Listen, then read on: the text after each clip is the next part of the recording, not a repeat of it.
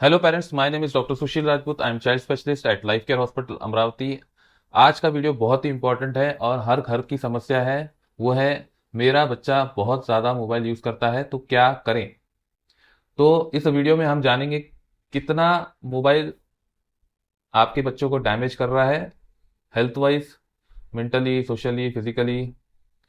कितना screen time allowed है, particular edges, कितने एज में कब कितने आवर्स अलाउड है।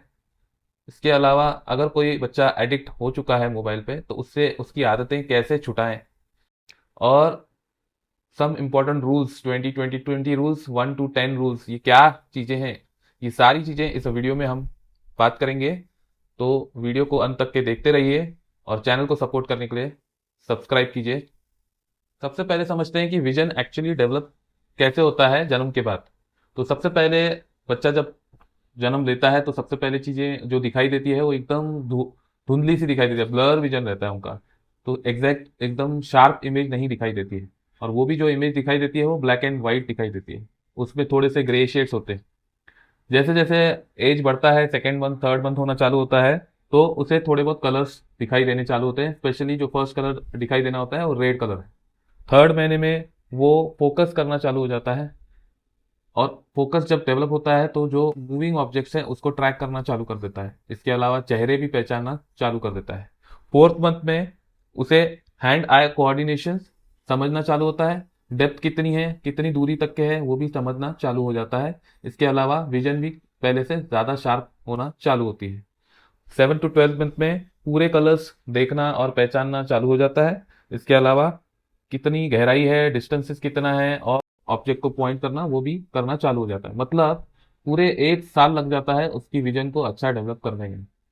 तो इसलिए मोबाइल का जो इंट्रोडक्शन, जो स्क्रीन टाइम हमको देना चाहिए वो 1 ईयर के बाद ही देना चाहिए। 1 साल के पहले कभी भी बच्चों को मोबाइल ना दे। तो कितना स्क्रीन टाइम अलाउ होना चाहिए और कौन सी एज में स्क्रीन टाइम मोबाइल देना चाहिए वो देखेंगे। तो मोबाइल कब देना चाहिए बच्चों को और कितना स्क्रीन टाइम होना चाहिए वो है, लेस देन 1 ईयर तो अलाउड ही नहीं, मोबाइल देना ही नहीं चाहिए। लेकिन टॉडलर एज ग्रुप में आप दे सकते हैं मैक्सिमम 1 आवर पर डे, पूरे दिन भर में 1 घंटा। उसमें स्क्रीन टाइम भी आप जो दे रहे हैं 20 मिनट से ज़्यादा स्ट्रेच नहीं कीजिए। जब भी आपका बच्चा टॉडलर एज ग्रुप जो कि 1 to 3 ईयर्स है बच्चा देख रहा है तो उसके साथ में केयर गिवर जो भी होगा, पेरेंट गार्डियन जो भी होगा, साथ में बैठना चाहिए। क्या देखना है, दिखाना है उनको, आपको गाइड करना पड़ेगा। जो प्री स्कूल एज है 3 to 5 ईयर्स, उनको ज़्यादा से ज़्यादा 1 to 2 hours maximum per day, उनको भी जो कंटेंट देखने का चीज़ उसमें भी आपको थोड़ा सा विजिलेंस रखना पड़ेगा, गार्ड करना पड़ेगा। तो एजुकेशनल कंटेंट पे फोकस करें, थोड़े बहुत जो सिंपल गेम्स है वो अलाउ करें। स्कूल एज के जो एज है 6 to 12 ईयर्स, उसका 2 hours maximum per day, 2 hours से ज़्यादा नहीं। उसमें भी मिक्स एजुकेशनल कंटेंट और रिक्रिएशनल कंटेंट आप अलाउ कर सकते हैं। टीनेजर्स जो है 13 प्लस ईयर्स, उसके भी 2 to 3 hours per day sufficient है। और डिपेंड्स ऑन द उसका एजुकेशनल और कोई और अदर एक्टिविटीज़ जैसा स्कूल से मिला होगा, तो उनको भी आप अलाउ कर सकते हैं 3 आवर्स मैक्सिमम पर डे। बाकी जब 18 प्लस हो जाते हैं, एडल्ट एज हो जाते हैं, तो वो तो आपको पता ही है आपको कितना यूज़ करना है, किसी को समझाने की जरूरत नहीं है। डिपेंड्स आप कितना आपका काम है मोबाइल पे, उसके हिसाब से यूज़ करें। तो अभी ये सब स्पेशली जो प्रॉब्लम होती है वो स्कूल एज के ग्रुप में, जिसमें बच्चा स्कूल एज और टीनेजर के ग्रुप में, जिसमें बच्चा थोड़ा सा ऑफ बीट जा सकता है other bad influencer, bad things में। तो उसमें थोड़ा सा विजिलेंस आपको रखना पड़ेगा कि क्या देख रहा है, क्या चीज़ें देख रहा है। और कुछ अलग तरह के ऐप्स भी आते हैं जो आप, जिसका हेल्प लेके आप ट्रैक भी रख सकते हैं कि आपका बच्चा क्या देख रहा है, क्या नहीं देखना चाहिए और क्या देखना चाहिए। ज़्यादा मोबाइल देखने से क्या क्या बच्चों को प्रॉब्लम हो सकती है वो देखते हैं। सबसे पहला तो है डिजिटल आई स्ट्रेन। तो डिजिटल आई स्ट्रेन में क्या होता है, काफ़ी ज़्यादा आंखों में थकावट होती है, दर्द होता है, सर में दर्द होता है, विजन थोड़ी सी धुंधली होनी चालू हो जाती है और ड्राई और इरिटेबल आईज होना चाहते हो। बिकॉज क्यों होता है ये, क्योंकि ब्लू लाइट जो इमिट होती है स्क्रीन से वो आपके आंखों को काफ़ी ज़्यादा प्रेशराइज करती है, जिसकी वजह से थकावट हो जाती है और परेशानी होना चालू करती है। ज़्यादा मोबाइल देखने से और नज़दीक देखने से मायोपिया होता है बच्चों को, जिससे हम नियर साइडनेस यानी सामने का उसको दिखना थोड़ा सा परेशानी होती है दिखने में। तो इसलिए क्लोज व्यू नहीं दिखाना चाहिए बच्चों को। और अगर वो देख रहे हैं तो उनको टोकना चाहिए कि भाई थोड़ा दूर रखो। ड्राई आई सिंड्रोम आजकल नया है, क्योंकि बच्चे जब कुछ चीजें देखते हैं, स्पेशली मूवीज है, वीडियो गेम्स खेलते हैं, तो वो ब्लिंक नहीं करते हैं, कंटिन्यूस मोबाइल पे देखते रहते हैं, और जिसकी वजह से आंखों में बहुत ज़्यादा जलन होती है, दर्द होता है। बाद में जब मोबाइल नहीं यूज होता तब बाद में उसको जलन होना चालू होती है, और उसका फोकस भी थोड़ा सा कम हो जाता है। ज़्यादा मोबाइल देखने से थोड़ा सा स्लीप डिस्टर्बेंस भी होता है, जिसकी वजह से ओवरऑल पूरी बॉडी में फटीग होता है, पूरी लाइफस्टाइल जो है वो सेडेंटरी हो जाती है, physical development, mental development, overall थोड़ा सा डिले होना चालू हो जाता है। अब जैसा कंटिन्यूअस मोबाइल देखते हैं तो नेक और शोल्डर में भी दर्द होना चालू होता है। उसके अलावा मोबाइल में ही पड़े रहते हैं बच्चे, तो उनका ओवरऑल जो स्किल, सोशल स्किल डेवलपमेंट होना चाहिए, सेल्फ कॉन्फिडेंस डेवलप होना चाहिए, उसमें भी प्रॉब्लम आना चालू हो जाते हैं। वो बाहर में फेस टू फेस उतना एक्टिवली पार्टिसिपेट नहीं कर पाते हैं, बाहर की सोशल एक्टिविटीज में थोड़ा सा उनका परफॉर्मेंस लो होता है। तो ये भी एक डिसएडवांटेज है मोबाइल एक्सेसिव यूज करने का। इसके अलावा मोबाइल की जो एडिक्शन है वो इजीली लग जाती है, जिसकी वजह से एक कंपल्सिव और एग्रेसिव बिहेवियर हो जाता है बच्चों का। साइकोलॉजिकली बाद में वही बच्चे डिप्रेशन के शिकार हो जाते हैं, और वो संभल नहीं पाते हैं। तो इसलिए ये भी एक परेशानी है। आजकल नया आया है साइबर बुलिंग, जिसमें काफ़ी सारे साइकोलॉजिकल कॉन्सिक्वेंसेस हो सकते हैं मोबाइल एक्सेसिव यूज़ करने से। तो वो भी एक चीज़ें का अपने को परेशानी हो सकती है।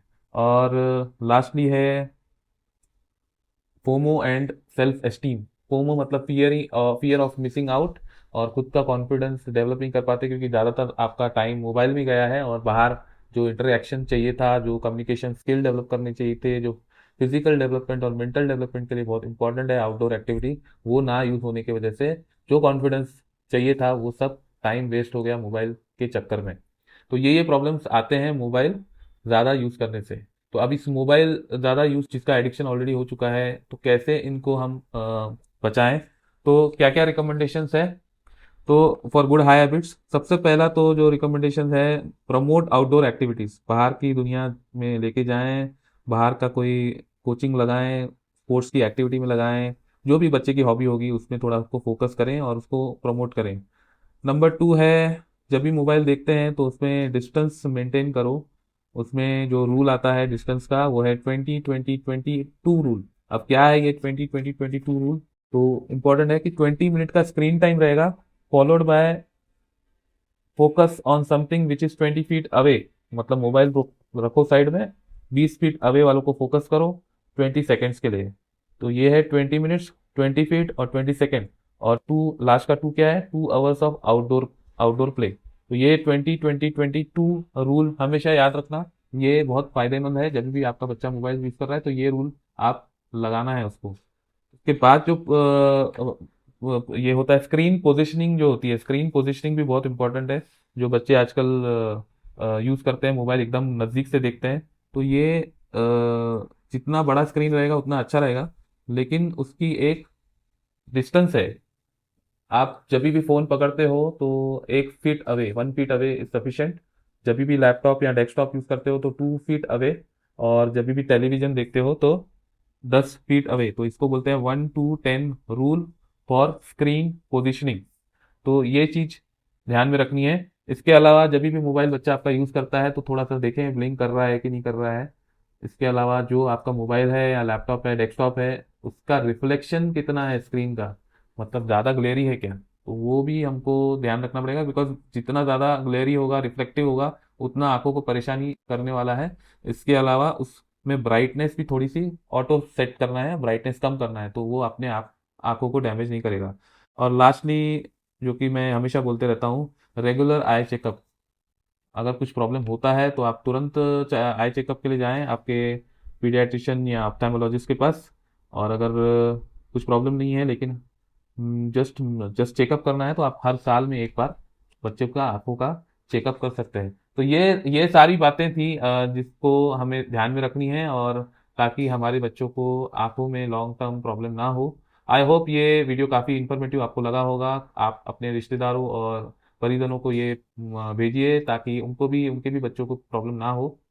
ऐसे और इन्फॉर्मेटिव वीडियोस आते रहेंगे। तब तक कि आप अपना ख्याल रखें, अपने बच्चों का ख्याल रखें। Thank you very much.